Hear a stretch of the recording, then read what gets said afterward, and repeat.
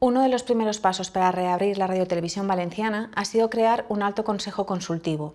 El vocal propuesto por el Partido Popular es Juan José Braulio, quien fuera jefe de informativos en Radio Nou. Desde la Asociación de Víctimas del Metro estamos altamente preocupados e indignados porque el señor Braulio pueda tener alguna responsabilidad en la nueva radiotelevisión valenciana.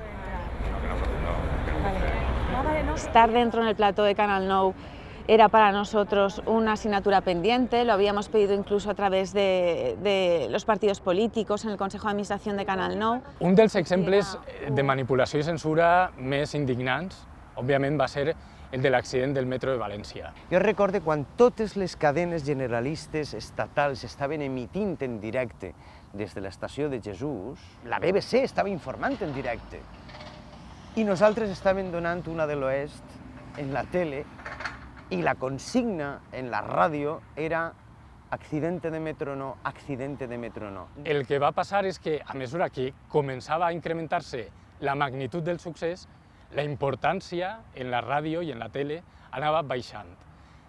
Tant és així que l'endemà pràcticament ja no obria els informatius. A mi, com a persona responsable dels butlletins, sí que se me va donar aquesta consigna. Tots els butlletins s'han d'obrir en la visita del Papa i en la trobada mundial de les famílies, sent l'accident del metro, segon tema, sempre. Mai hem entrevistat a cap víctima, mai ens han deixat, i telèfons els teníem. Els redactors anàrem a cobrir els fets allà, teníem testimonis que es quedaren en les gravadores, que no es van volcar mai, perquè quan anaves a volcar la informació, deien no fa falta, ja tenim prou talls. En el cas de la ràdio, durant l'accident del metro, durant 8 anys, va haver un nom propi, i aquesta persona és Juanjo Braulio, que va donar l'ordre expressa de no entrevistar a cap familiar de les víctimes de metro, per descomptat no informar de les seues concentracions i de la seva lluita. Eren notícies que tractaven de no donar-se una data concreta d'una manifestació, una hora, no se donaven perquè la ràdio no convocava manifestacions. Però el cas del metro no era l'únic, era habitual la manipulació i la censura. Quan arribava un cas de corrupció, arribava el teletip i deia això que és Gürtel, si EFE o Europa Press treia el teletip, nosaltres podíem perfectament agarrar-lo i dir la informació, amb totes les cauteles i prudències i sent legals, en la presumpció d'innocència. Però no, ells sempre ja... No, és que clar, no anem a dir perquè la imatge de Camps pot quedar en entredit. A mi m'haguera agradat que en la ràdio i en la tele pública no s'escoltara només per primera vegada la paraula Gürtel per a dir que estava exculpat, no? Bona vesprada, moltíssimes gràcies per la presència de tots vostès.